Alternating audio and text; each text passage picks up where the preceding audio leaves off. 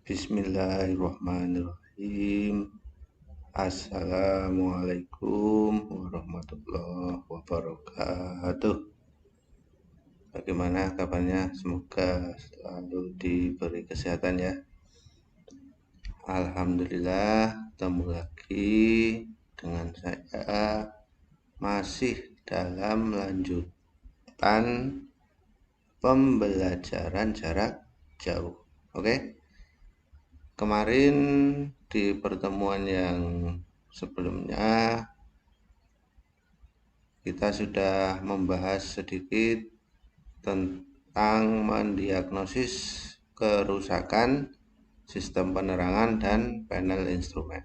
Nah, untuk pertemuan kali ini kita masih akan lanjut ya tentang materi yang sama.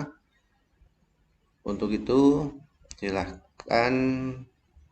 persiapkan diri kalian ya, supaya nanti pelajaran yang saya sampaikan bisa diterima dengan mudah dipahami, kan gitu ya. Oke, sebelum kita mulai ya, mari kita berdoa dulu sesuai dengan kepercayaan kita masing-masing supaya diberi kemudahan dan kelancaran. Berdoa dipersilakan. Cukup.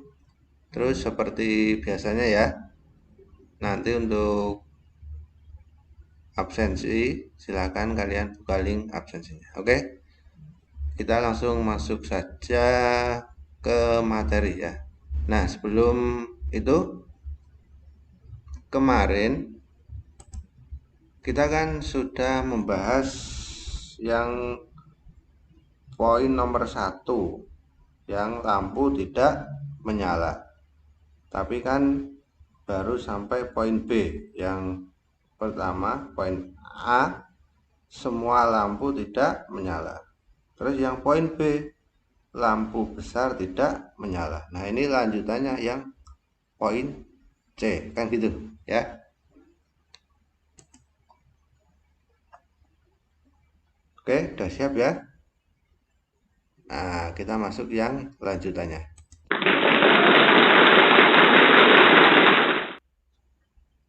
Nah, di sini sebuah lampu tidak menyala. Di sini kalau sebuah lampu tidak menyala, maka kemungkinannya adalah putusnya hubungan antara lampu dengan saklar dim. Untuk ini lakukan pemeriksaan sebagai berikut. Nah, nomor 1, periksa bola lampu. Kalau bola lampu putus, maka ganti dengan lampu yang baru. Berikutnya, kalau bola lampu tidak putus, maka periksa hubungan massa pada dudukan lampu dari kemungkinan longgar dan berkarat. Jika demikian, maka perbaiki terlebih dahulu hingga hubungan massa lampu baik. Kalau sekarang lampu menyala, berarti gangguan terletak pada massa lampu tadi. Kalau lampu masih belum menyala, maka lanjutkan dengan pemeriksaan. Oke, yang poin 2, periksa hubungan antara lampu. Nah, periksa hubungan antara lampu dengan saklar dim dari kemungkinan putus, sambungan kendor, atau hubungan singkat. Jika demikian, maka perbaiki sambungan atau ganti kabel hingga lampu menyala. Oke, gitu ya. Kita lanjut.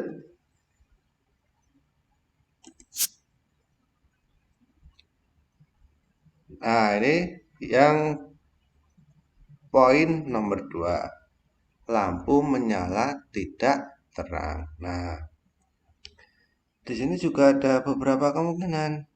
Yang pertama, yang A, semua lampu menyala tidak terang. Kalau semua lampu menyala tidak terang, berarti arus yang mengalir ke lampu-lampu adalah kecil. maka lakukanlah pemeriksaan sebagai berikut. Nomor 1, periksa lampu tanda pengisian atau jarum ammeter pada dashboard. Oke. Kalau lampu tanda pengisian atau ammeter menunjukkan tidak ada pengisian atau discharge, berarti tidak terangnya nyala lampu disebabkan oleh pemakaian arus yang tidak seimbang terhadap kapasitas sumber arus. Nah, untuk ini, maka kurangi pemakaian alat-alat listrik atau percepat putaran mesin. Apabila dengan mengurangi pemakaian alat atau penambahan putaran mesin masih belum ada pengisian, maka perbaiki sistem pengisian terlebih dahulu hingga terjadi pengisian. Terus yang berikutnya, kalau lampu tanda pengisian atau jarum ammeter menunjukkan adanya pengisian, maka gangguan terdapat pada sistem penerangan. Untuk ini, maka lanjutkan pemeriksaan pada sistem penerangan. Gitu ya. Mulai ada gambaran, kan gitu. Oke, lanjut. Yang kedua, lepaskan semua bola lampu. Memeriksa duduknya bola lampu dari kemungkinan kendor dan berkarat. Jika ternyata demikian, maka perbaiki dudukannya bola lampu hingga baik hubungan masanya. Nah, kan gitu. Terus poin ketiga, periksa dari kemungkinan terjadi hubungan singkat sebagai berikut. Setelah semua bola lampu terlepas, tempatnya saklar lampu pada off. Periksa hubungan kabel lampu dengan massa dengan menggunakan ohmmeter atau multitester. Apabila jarum tester bergerak ke kanan, berarti terdapat hubungan pendek. Dan bila jarum tester tidak bergerak, berarti tidak terdapat hubungan singkat. Oke. Yang poin B, apabila semua lampu menyala tidak terang, maka hubungan singkat terjadi antara sekring dengan ammeter. Kan gitu ya. Terus yang poin C, apabila tidak terdapat hubungan pendek, maka periksa sambungan-sambungan. Bersihkan dan keraskan sambungan yang kotor dan longgar. Terus periksa pula saklar lampu dan saklar dim dari aus dan kotor. Perbaiki dan bersihkan keausan dan kotoran karena dapat menjadi hambatan yang besar. Oke, bisa dilanjut ya. Nah, di sini salah satu lampu menyala tidak terang, ya. Gejala yang berikutnya kan gitu. Apabila terjadi keadaan seperti ini, maka lakukanlah pemeriksaan sebagai berikut. Yang pertama, periksa duduknya bola lampu dari kemungkinan kendor dan berkarat. Bila demikian, kokohkan duduknya bola lampu dan bersihkan karetnya. Apabila sekarang lampu menyala terang, berarti gangguan pada dudukan bola lampu tadi, kan gitu. Terus yang berikutnya, apabila demikian nyala lampu masih tidak terang, maka periksalah hubungan kabel lampu tersebut yang menuju ke saklarnya. Keraskan hubungan yang longgar. Nah, bersihkan karat dan kotoran yang menempel pada sambungan. Bila demikian lampu masih menyala tidak terang, maka periksalah kabel dan kemungkinan hampir putus.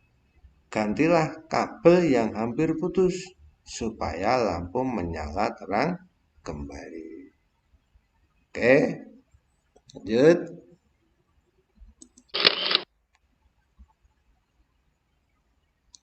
Yang poin ketiga, lampu menyala terang apabila mesin berputar cepat dan tidak terang apabila mesin berputar lambat. Nah, pada peristiwa ini, besarnya aliran listrik pada lampu-lampu tergantung putaran mesin.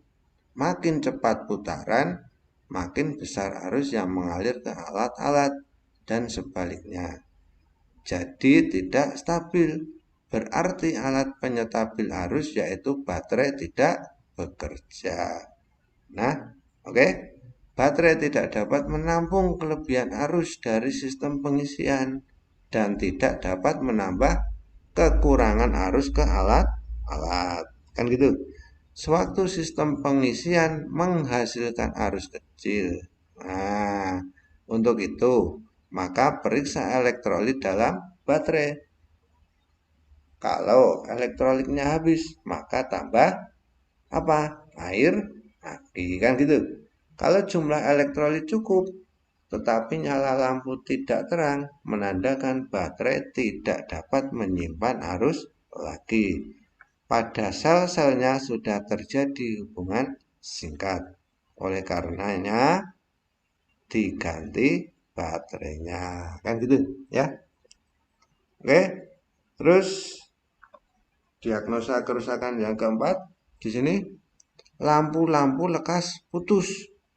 Nah, apabila terjadi umur lampu yang pendek, menandakan bahwa kekuatan lampu berada jauh di bawah kekuatan sumber arus. Nah, jadi tegangan arus terlalu tinggi. Untuk ini, maka periksa regulator tegangannya. Dan setelah hingga tegangan listrik, pengeluaran dinamo atau alternator tidak lebih dari 14,8 volt. Kalau dengan menyetel regulator tegangan tidak diperoleh penurunan tegangan, maka periksa dinamo atau alternator. Gitu ya. Berarti kan sudah ada 4 gejala, kan gitu ya, pada sistem penerangan, terutama kan pada lampu kepala. Oke, lanjut ya. Kita lanjut dulu materinya. Nah, kalau tadi yang 4 gejala kan pada lampu ya, berarti kan lampu kota, pendek, jauh, dim. Nah, sekarang kita masuk ke lampu sen, nah, atau lampu tanda belok. Menguji dan memperbaiki lampu tanda belok, kan gitu. Sistem lampu tanda belok di sini kalian perhatikan baik-baik ya, mempunyai komponen yang tersusun seperti gambar berikut. Nah, ada lampu sen depan kan kanan kiri ya enggak, terus belakang juga kanan kiri. Berarti ada baterai, terus kunci kontak, ya enggak, terus ada fuse lampu sen sendiri, terus ada fuse hazard. Karena di sini kan lampu sen rangkaiannya kan jadi satu juga dengan lampu hazard. Terus ada apa? Flasher, ya enggak? Ada saklar. Nah, kan gitu ya. Oke. Kita flashback lagi, masih ingat ya waktu kelas 11 di sini rangkaian sistem lampu tanda belok. Nah, biasanya kalian saat merangkai waktu awal-awal dulu cok kebalik. Saat saklar harusnya sen kanan ternyata yang nyala kiri ya kan gitu, nggak apa-apa. Namanya dalam proses belajar. Insya Allah bisa semua. Akhirnya kan kalian jadi tahu salahnya di mana. Oke, lanjut ya. Nah, di sini dalam kerjanya sistem ini dapat mengalami berbagai gangguan yang disebabkan oleh beberapa hal. Nah, sen ini kan lampu sen dan juga zat juga ada beberapa gangguan. Yang pertama, adanya kerusakan pada bagian-bagian sistem pada rangkaian tersebut. Misalnya, sekring putus, flasher rusak, saklar atau switch rusak, atau bola lampunya putus, dan sebagainya. Yang berikutnya, adanya tahanan yang terlalu tinggi. Hal ini bisa terjadi pada jaringan kabel, sambungan berkarat, atau konektornya juga mungkin berkarat dan longgar. Nah, kan gitu. Yang ketiga, tegangan listrik yang terlalu rendah. Ya. Nah, hal-hal tersebut dapat langsung kita saksikan dengan panca indera kita, seperti lampu tidak menyala, jelas akan langsung kelihatan kan. Oh, itu lampu tidak menyala. Kan gitu, sennya nggak nyala. Lampu tidak berkedip loh. Harusnya kalau sen kan berkedip, ya enggak? Berarti kan langsung bisa kita lihat. Oke? Lanjut. Nah, untuk mengatasi gangguan tersebut dengan cara yang mudah, perlu kita tinjau gangguan tersebut satu persatu terlebih dahulu. Dan juga harus mengetahui sirkuit atau diagram dari lampu tanda belok atau lampu sen itu sendiri ya. Sirkuit atau diagram dari lampu tanda belok dapat dilihat pada gambar berikut. Nah, ini rangkaian diagram lampu belok, kan gitu ya. Nanti kalian buka lagi ya rangkaiannya, karena di sini Pak Guru tidak akan menyampaikan yang untuk rangkaiannya. Di lain waktu mungkin pas kalian di stand untuk flashback kalian akan lebih mengena, kan gitu ya enggak? Oke, kita lanjut dulu ya materinya. Nah, gangguan pada bagian-bagian sistem lampu belok. Yang pertama, menguji kunci kontak. Nah, dalam hal ini kunci kontak berfungsi sebagai penghubung antara baterai dengan sekring untuk komponen pada rangkaian kelistrikan. Gangguan yang terjadi adalah kunci kontak tidak dapat menghubungkan arus dengan baik. Dari hal tersebut dapat menyebabkan adanya sambungan yang longgar antara kabel penyalur dengan terminal kunci kontak. Yang berikutnya, adanya kerusakan pada kunci kontak itu sendiri. Misalnya telah mengalami keausan yang banyak. Oke? Sambungan yang kendor dapat langsung kita periksa dengan mudah menggunakan tangan. Kalau ternyata kendor, maka perbaikan yang harus dilakukan yaitu dengan mengeraskan sekrup-sekrupnya, dikencengi sekrupnya. Kan gitu ya. Untuk kerusakan pada kunci itu sendiri tidak dapat diperiksa dengan panca indera, namun harus menggunakan sebuah multitester atau ohmmeter. Ya. Pemeriksaan dilakukan dengan mengukur besarnya tahanan antara terminal B ya dengan terminal ST kunci kontak dalam keadaan starter dan netral. Dalam keadaan starter, tahanannya harus 0 dan dalam keadaan netral, tahanan kedua terminal haruslah tak terhingga. Nah, itu ya. Gangguan-gangguan yang terjadi dalam kunci kontak maupun pada kunci sambungan selain kendor, sebagian besar disebabkan oleh adanya karatan. Dengan membersihkan karat, gangguan akan teratasi. Jadi memang kita harus benar-benar telaten, kan gitu, melakukan perawatan. Hal-hal kecil, kotor, karatan itu akan mengganggu sistem kelistrikan. Oke, kita lanjut lagi ya dulu ya. Nah, ini ada sebuah gambar ya, yang gambar A mengukur tahanan kunci kontak sewaktu kunci kontak dalam keadaan netral, yang tadi saya jelaskan. Itu yang gambar B mengukur tahanan kunci kontak sewaktu kunci kontak dalam keadaan starter. Ya, Pak, bingung cuma melihat gambar aja. Nah, oke, kalian tunggu, Pak Guru akan menyiapkan sebuah video ya, yang dimana video itu mendiagnosa kerusakan pada sistem penerangan. Nah, tunggu aja kan gitu ya. Insya Allah akan segera Pak Guru upload buat belajar kalian semua ya. Kita lanjut lagi materinya, gangguan pada sekring. Nah, hal-hal pada sekring yang dapat merupakan gangguan ialah sekring putus, dudukannya sekring kurang kuat, dan dudukan yang berkarat. Keadaan ini dapat mengakibatkan hal-hal sebagai berikut. Tidak mengalirkan arus listrik dari baterai ke alat-alat bantu listrik. Tegangan listrik yang bekerja pada alat-alat bantu menjadi terlalu rendah. Apabila terjadi hal yang demikian, berarti alat-alat bantu tidak dapat bekerja dengan sempurna. Untuk itu, maka sekring yang putus harus segera diganti. Dudukan yang longgar dan berkarat harus segera dikokohkan dan dibersihkan. Itu kalau ada gangguan pada sekring. Yang tadi gangguan pada kunci kontak. Terus yang poin C, gangguan pada flasher.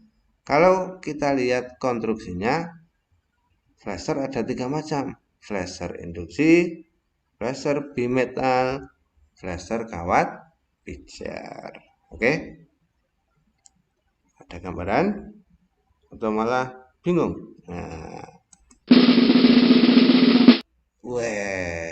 ya, ini gambarnya.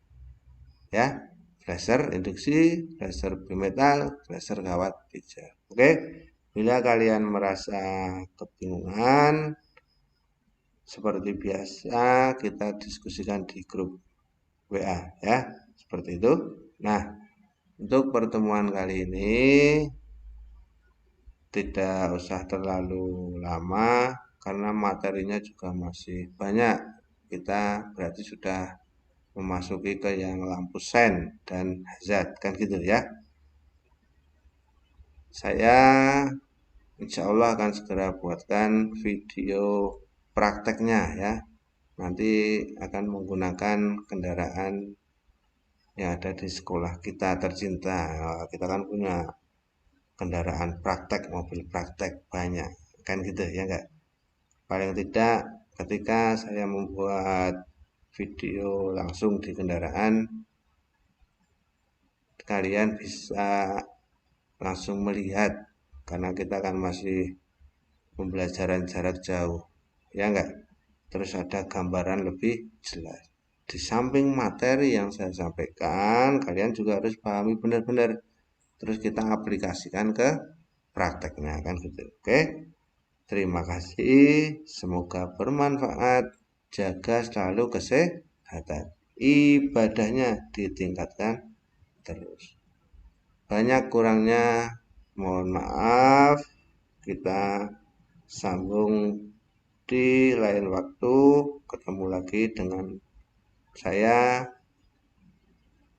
sambil melihat ya video-video yang sudah saya sampaikan ke kalian.